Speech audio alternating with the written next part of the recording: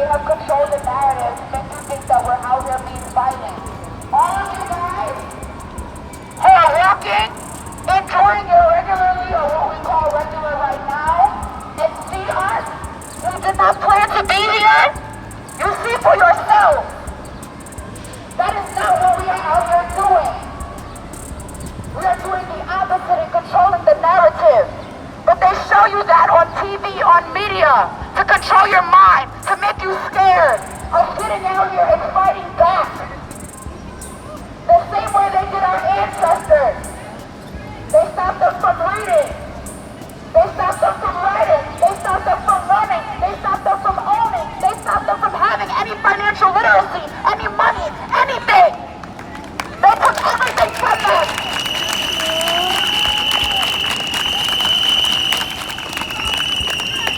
They did it to what? To make an example, to make you feel scared, so that you wouldn't do it. Because all they had to do is control your mind. Wake up, this is your fight too. You cannot control a free mind. You cannot enslave a free mind. You cannot enslave a free people.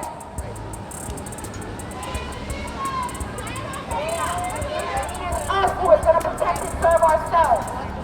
So we need to stay together, stay organized, and stay put. Ignorance like that we have to do this.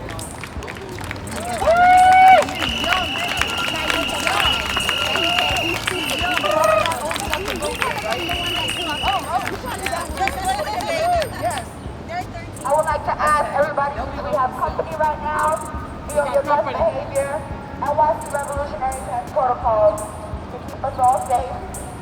We got company right now.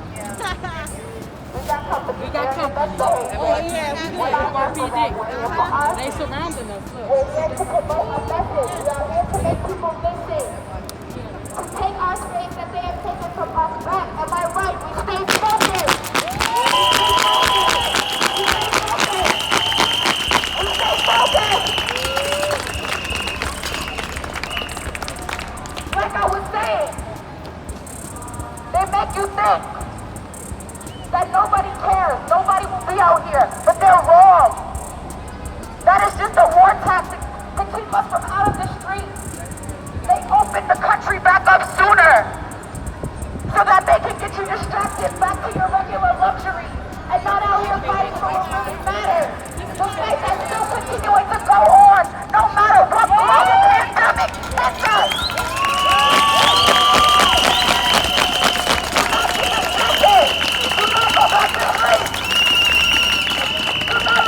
What you believe is real. We are out here, non-violently, non-peacefully, taking back what's ours, coming together, creating a system that will benefit all of us, not the 99% that has been disservicing all of us, the 100%. Now, that the white journalists and media who are bigots and racist are not going to show everyone.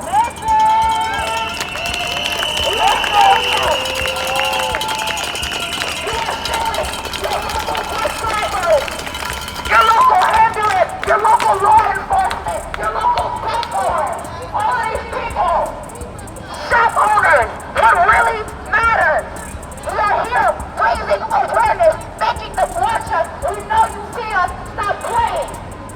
Brother Pate, why are we here today and what's the current news going on with solitary confinement right now? Because we hear that the mayor's ending it, so it's over, right? When they say it's over, it's just starting. That's only addressing solitary confinement in New York City jail. Has nothing to do with the state jails whatsoever.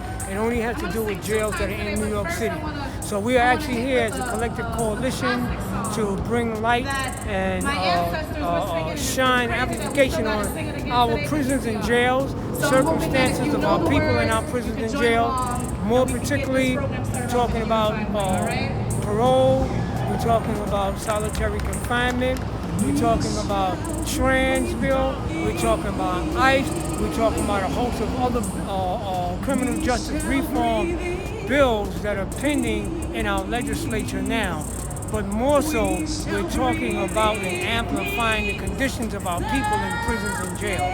What has been happening to our people in prison and jail, and how so very much important that incarcerated lives matter also.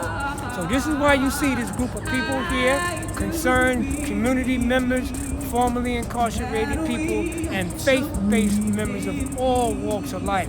And this speaks to how much and very important it is that we include, when you're talking about violence, state violence, racism, discrimination, that we address the racism, the violence, and the discrimination that's happening to our fellow human beings behind these prison walls.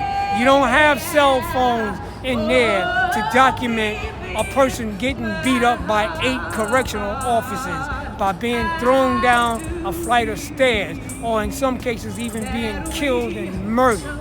So this is why we are here today, to bring light and amplify the conditions of our prisons and jails, but more so about the lives of our people in our prisons and jails. This is almost like a perfect time to speak about these things, because 80% of people in solitary nationally are people of color.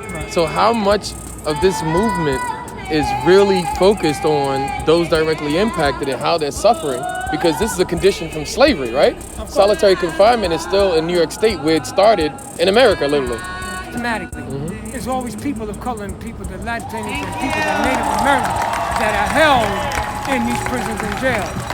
60% of people that are held are people of color in solitary confinement. So this just speaks to how deeply embedded slavery and racism is, and is systemically embedded within our prisons and jails. And this is why that we need to pass a slate of bills that are now pending in Albany. HALT solitary confinement bill, which we've been working on for it's about 8 years now. Passed it in the Assembly in 2018, did not pass in 2008. And 2 people, I'm gonna say their names, that are the 2 black, I'll use the wrong word, 2 colored people. 2 colored people are the reasons why the HALT solitary confinement bill has not been passed, because they will not bring it to the floor. Stuart Cousins, who is the Senate leader and chairperson of our Assembly. Carl Hasty, who is the Assembly leader of our Assembly, have refused to bring the HALT solitary confinement bill to the floor for a vote. Although we have the majority, our bill is the only bill that has the majority of co-sponsors in both houses, as well as other legislators who have said that they would vote for the bill, although they may not be signed on as legislators. They said that they would support the bill if it's brought to the floor for a vote. 2 colored people are the reason why the HALT solitary confinement bill has not been brought to the floor. And so for how a vote. can people get a part of HALT right now? So what can they do? If you want and to how? go to our website, which is www.nycaic.org, which is the HALT solitary confinement campaign's website. It'll tell you everything you know about the bill. It'll tell you everything about our event, our educational event. We have a virtual online educational Call event. the police immediately, or you would call for help immediately.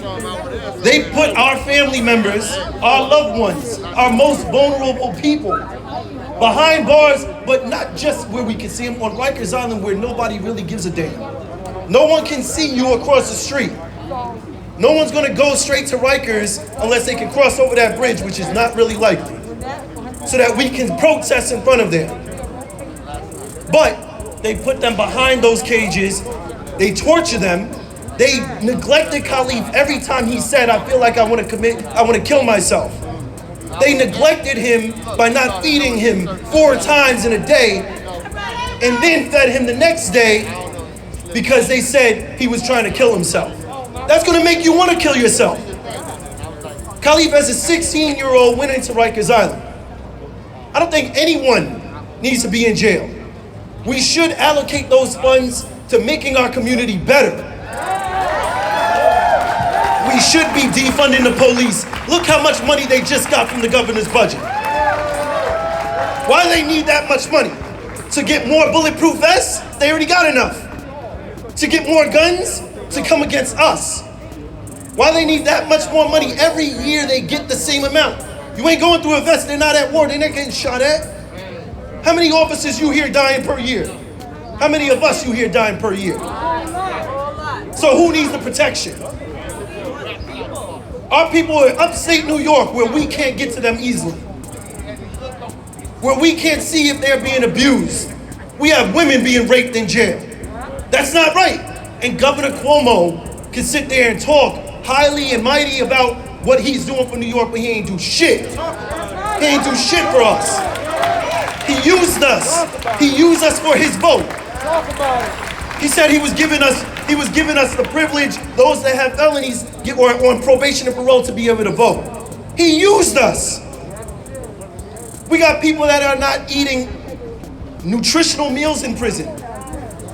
We got people that are dying from the heat in prison, in jail, in Rikers, right here. We got people that are dying from heat.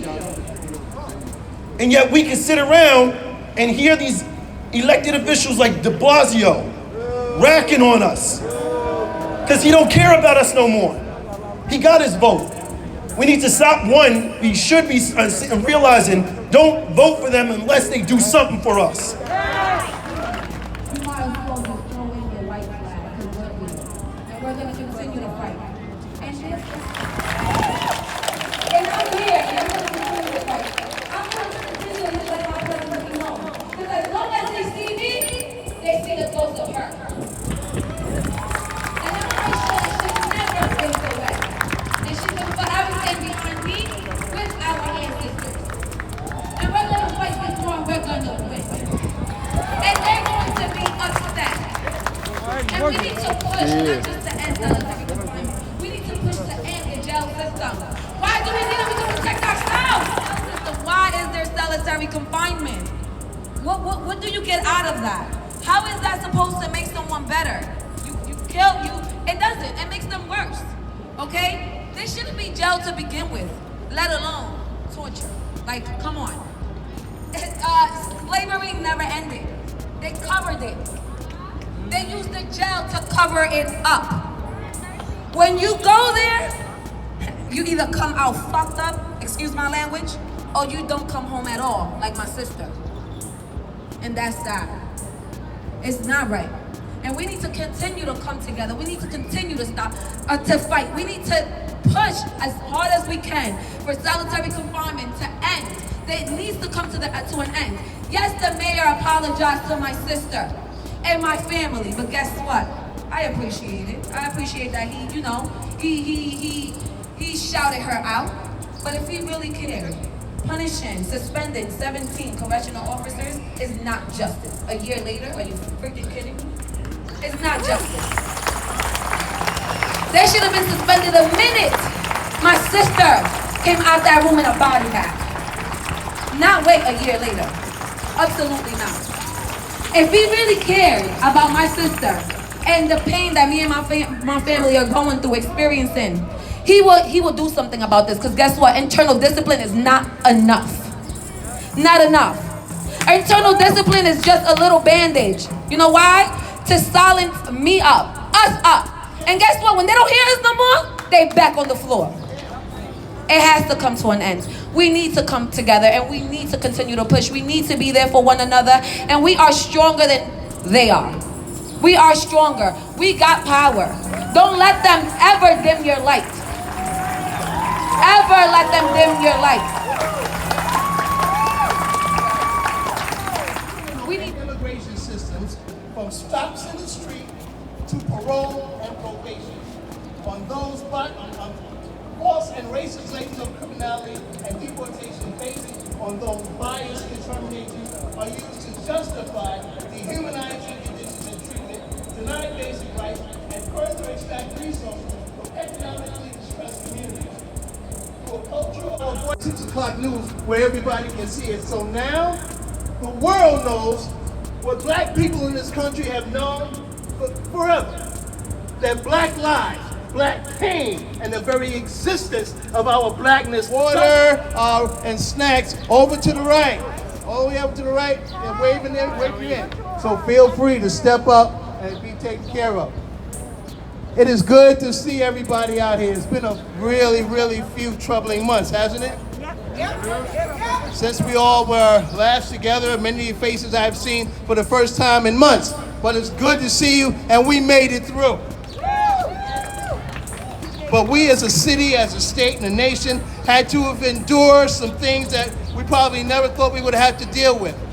Death, sickness, violence, police violence, and but there is cause for hope. Because in the last few weeks, we have seen a movement of people united for a cause, standing up against police violence, standing up for what is right, standing up for justice. For far too long, black people, people of color in our communities have been under attack from an enemy that has disguised itself as law and order. And for hundreds of years, their tyranny, their assaults, their lynchings and murders have been hidden, hushed, and covered up. The recent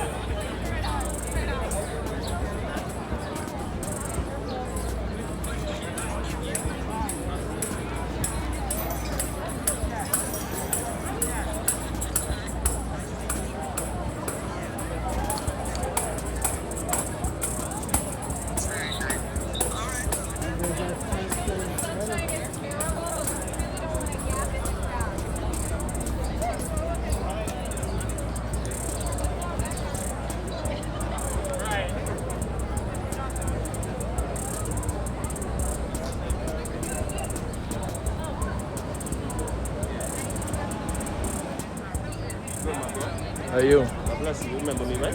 Yeah, what's up, brother? Right, man. How you doing, brother? I'm good. Sorry.